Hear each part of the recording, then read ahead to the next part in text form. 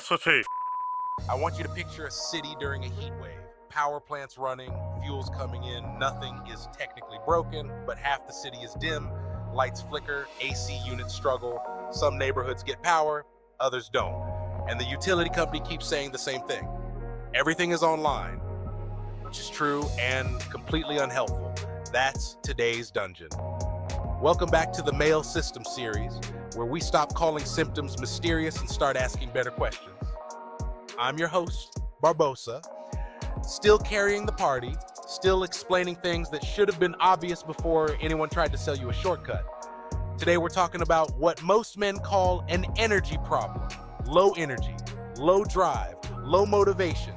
But here's the thing, most men don't actually lack energy, they lack power distribution. The energy is there, it's just being routed away from non-essential systems to keep the lights on elsewhere. Your body does this on purpose. The brain doesn't ask, do we have energy? It asks, where should we spend it? And when systems are stressed, inflamed, under-recovered, or overloaded, the answer is never send more power to optional features. It's ration. That's why you can still work, still think, still train. But enthusiasm fades, drive gets inconsistent, recovery takes longer, nothing crashed. The grid just went into conservation mode. If you clear this dungeon, here's the loot you're walking out with. First, you'll understand how the body decides where energy goes and why some systems always get priority. Second, you'll see why chasing stimulants or motivation doesn't fix distribution problems. And third, you'll learn how improving system efficiency brings energy back online without forcing anything. Most men think they need more fuel. In reality, they need fewer leaks. So today we're following the power lines, we're finding where energy is being lost, and we're figuring out how to get it routed back to the systems that matter. Grid's live, let's run it. Let's stay with that power grid for a second. When demand spikes, the utility company doesn't panic, it prioritizes. Hospitals stay on, emergency services stay on, everything non-essential gets dimmed or shut off first. Your body does the same thing. It doesn't ask, do we have energy? It asks, where does energy need to go right now? Breathing gets first priority. Heart function stays online. Brain function stays stable. After that, the system starts making choices. Anything optional gets rationed. Reproduction, drive, recovery speed, mood. Those are nice to haves from a survival standpoint. So when systems upstream are stressed, poor sleep, inflammation, digestion issues, constant pressure, the body doesn't create more energy out of thin air. It redirects what it already has. That's why men can still function, but feel like the spark is missing. You're not empty, you're on conservation mode. And conservation mode feels exactly like low motivation, low drive, and low enthusiasm. Not because you're lazy, because the grid is protecting itself. And conservation mode feels exactly like low motivation, low drive, and low enthusiasm. Not because you're lazy, because the grid is protecting itself. This is where most fixes miss the mark. Caffeine, pre-workout, motivation videos, sheer willpower. Those don't improve the grid. They just demand more power from the same stress system. It's like plugging in more space heaters while the transformer is already overheating. Sometimes the lights come back on for a bit, then the breakers trip harder. That's why stimulants stop working over time. The body learns, it sees demand increase without conditions improving, so next time it rations earlier. This is also why motivation feels unreliable. Motivation isn't a personality trait, it's an output. When energy distribution is stable, motivation shows up automatically. When it's not, no amount of hype changes the math. This is why guys say things like, I used to be driven, I don't know what happened. Nothing happened to your character. The grid just stopped approving extra load, and until efficiency improves, until leaks are fixed, until stress is lowered, until systems recover, energy stays redirected. In the next sections, we're going to show exactly where energy leaks out first and how small inefficiencies quietly drain the system long before you ever feel tired. That's where this dungeon starts getting useful. Let's talk about where the grid starts leaking power, not catastrophically, quietly.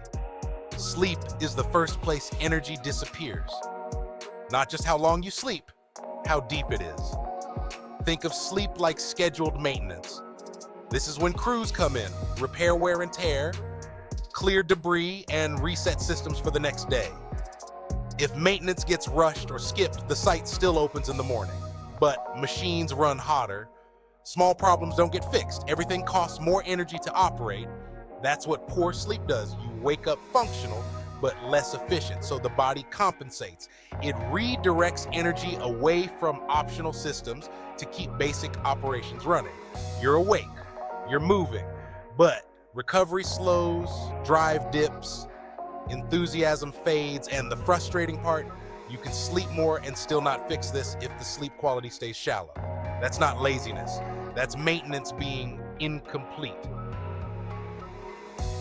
Now let's talk about the silent drain nobody feels right away. Inflammation. Inflammation is like friction in the system. Every movement costs more. Every signal takes more effort. Every response requires extra energy. Nothing breaks, everything just becomes inefficient. And inflammation doesn't have to be extreme to matter. Poor diet, chronic stress, lingering waste, lack of recovery, all of that adds drag. So the body makes a decision. Instead of powering everything poorly, it powers fewer things well. Optional systems get rationed, drive drops, mood flattens, motivation feels unreliable. Not because you're weak, because the system is being conservative. This is why men often say, I don't feel tired, I just don't feel like myself. That's not burnout. That's energy being spent fighting friction. And until that friction is reduced, no amount of pushing restores the spark. In the next sections, we're going to talk about how the body regains efficiency, how small changes reduce drag, and how energy starts showing up again without stimulants or force. That's when the lights come back on. How small changes reduce drag, and how energy starts showing up again without stimulants or force. That's when the lights come back on. Let's talk about how the grid actually comes back online. Not all at once, not dramatically. Efficiency returns in pieces. On that city grid, the fix isn't flipping a giant switch. It's crews tightening connections, replacing worn parts, and reducing the load where it doesn't need to be. The body works the same way. Energy doesn't suddenly spike. Things just start costing less. You wake up and don't feel like you're dragging yourself out of bed. Recovery happens a little faster. Focus lasts longer before fading. Nothing magical, just fewer leaks. This is what happens when sleep improves, when inflammation drops, when stress stops hammering the system nonstop. The control center notices. It sees that the same tasks are getting done without as much strain, so it loosens the restrictions. Energy gets routed back to places that were previously rationed. Drive returns quietly, motivation feels less forced, consistency starts replacing effort, not because you pushed harder, because the grid finally makes sense again. Here's the part most people miss. When energy returns, it doesn't feel like adrenaline. It feels like reliability. You don't feel wired, you feel capable. You don't need a countdown or a playlist to get moving. You just start. That's the giveaway. Real energy shows up as steadiness. The body stops negotiating every action. The control center stops micromanaging. Approvals happen automatically. This is why hype-based fixes feel exciting at first and disappointing later. They spike demand. They don't stabilize supply. But when efficiency improves, the system doesn't need convincing. It responds, and that's when men notice something important. They're not fighting themselves anymore. Things don't feel perfect. Like, they just feel available. And availability is what most people were missing all along. In the final section, we'll pull all of this together, like energy, distribution, efficiency, recovery, and show how these systems either reinforce each other or quietly drain the whole grid. That's where the dungeon gets cleared. Let's pull the camera back and look at the full loop. Because once you see this, the whole low energy problem stops feeling mysterious. Your brain and nervous system working together act like a control room. They collect information from everywhere: sleep quality, stress levels, inflammation, recovery speed, how hard tissues are working to do simple tasks. They don't argue about motivation. They don't debate discipline. They just look at conditions and decide how much power gets routed where. When conditions are rough, energy gets conserved. When conditions improve, energy gets released. That's the entire system. So as sleep deepens, as inflammation drops, as recovery becomes smoother, the brain and nervous system start seeing the same tasks take less effort. Movement costs less. Focus holds longer. Stress responses calm down faster. That information feeds back into the control room, and gradually energy stops being rationed. Not all at once, not with a rush. It comes back as consistency. You don't feel hyped, you feel steady.